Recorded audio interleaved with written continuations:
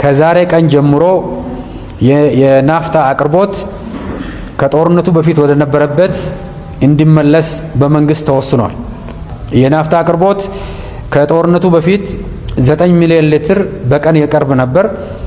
በነበረው አጣዳፊና አስደንጋጭ ሁኔታ የዲፖዎቻችንንም በአስተማማኝ መልኩ መሙላት ስለነበረብን የዓለም ዋጋ በከፍተኛ ደረጃ መናረ ስለሆነ ቁጠባም በኢኮኖሚ ደረጃ ማረጋጋጥ ስለነበረብን በተወሰነ ደረጃ የናፍጣ አቅርቦት በግማሽ ተቀንሶ ነበር። ያ ማለት ነው 9 ሚሊዮን ሊትር በቀን ይቀርብ የነበረው ወደ 4.5 ሚሊዮን ሊትር እንዲቀርብ ተደርጓል። ከዚህ በተጨማሪ ከነጭ ናፍጣ በስተቀር ሌሎች የነዳጅ ምርቶች በነበረው መጠን እንዲቀጥሉ ነው የተደረገው ማለት ነው። ይሄ ሲደረግ በአጣዳፊ የግዢ ዘዴ በልዩ ክትትል ለአየር መንገዳችን አስተማማኝ ነዳጅ ማቅረቡን በአስተማማኝ መልኩ ሲሰራ ቆይተዋል። የቤንዚን አቅርቦት በኢኮኖሚ ውስጥ በአስተማማኝ መልኩ እንዲቀርብ ማድረግ ተችሏል።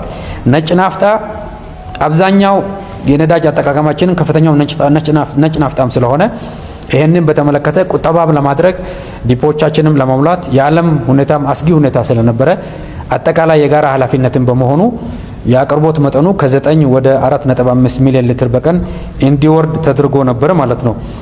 በዚህም የነጭ ናፍጣ ዋጋ በጦርነቱ ምክንያት ተጨማሪ ዋጋ ወደ ህዝቡ አልተላለፈም። ይሄ ባለመተላለፉ ምክንያት በየወሩ ከነበረው ድጎማ በተጨማሪ በሁሉም የነዳጅ አይነቶች ማለት ነው ከጦርነቱ በፊት ከነበረው ድጎማ በተጨማሪ በየወሩ 20 ቢሊዮን አዲስ ድጎማ መንግስት እየከፈለ ይገኛል ማለት ነው። ይሄ ማለት እጥረቱም እንዳለ ሆኖ መንግስት በከፍተኛ ደረጃ ድጎማ እያደረገ መሆኑ የሚያሳይ ነው።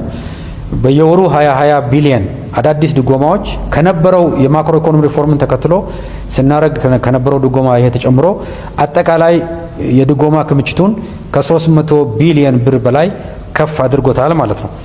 ስለዚህ የነጭ ናፍጣ በኢኮኖሚ ውስጥ አቅርቦት መቀነሱ በህዝቡና በኢኮኖሚ አንቀሳቃሾች ረገድ ላይ የተለያዩ ጫናዎች መከሰታቸው ግልጽ ነው። የተለያየ ጉዳትም የደረሰ መሆኑ ግልጽ ነው። ከዚህ በተጨማሪ ግን መንግስት ላይ የደረሰው ጉዳት እጅግ በጣም ከፍተኛ ነው በድጎማ ማለት ነው። ስለዚህ በልዩ ግዢ በከፍተኛ ዋጋ ነው እየገዛን እያቀረብን የምንገኝ መሆኑ በሚገባ ግንዛቤ ማድረግ ተችሏል። በአጠቃላይ በመካከለኛው ምስራቅ በተሻለ አንጻራዊ መረጋጋት ሁኔታውን መተንበይ ባይቻልም ባለው ሁኔታን በመገምገም የመካከለኛው ምስራቅ ያለው ሁኔታ የመቀየር ኃላፊነት የዓለም ህዝቦች እንዳለ ሆኖ በእኛ በኩል ማድረግ ያለብንን ብቻ ላይ ትኩረት ማድረግ ስላለብን አጠቃላይ የናፍጣ አቅርቦት መቀነሱ ያስከተለውን ችግር በስፋት ተገምግሟል።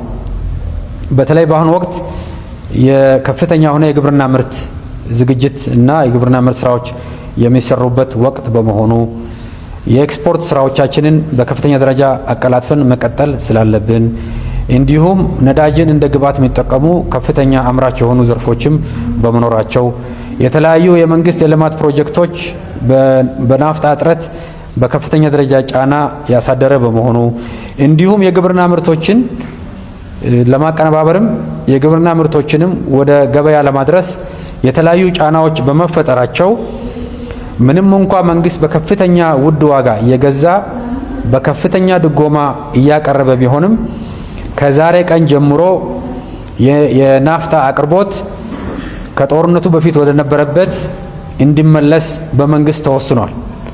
ይሄ ማለት ነው በቀን 4.5 ሚሊዮን ናፍጣ በአገር ደረጃ እናቀርብ የነበረው ከጦርነቱ በፊት ወደ ነበረበት ወደ 9 ሚሊዮን ሊትር የቀን አቅርቦት እንዲመለስ ውሳኔ ተመልሷል።